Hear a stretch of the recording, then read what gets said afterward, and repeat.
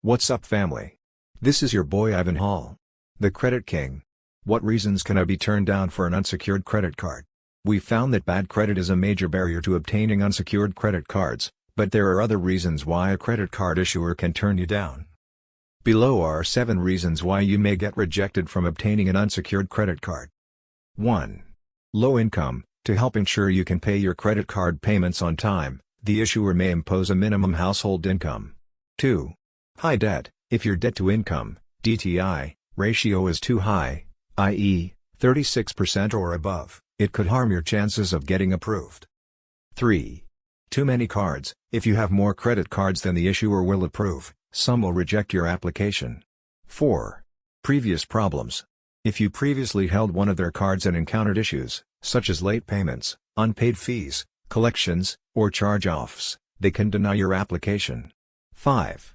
Bankruptcy. While your bankruptcy case is still pending, most card issuers won't approve your application. It is preferable to postpone applying until after the court has dismissed your case.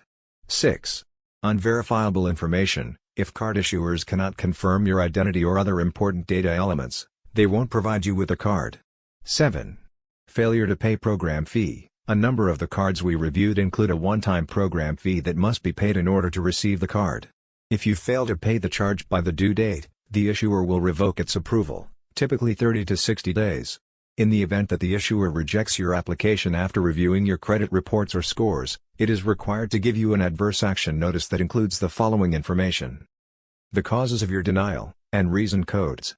Which credit bureau provided the information about your credit? How to get a free credit report within 60 days of getting a rejection for your application.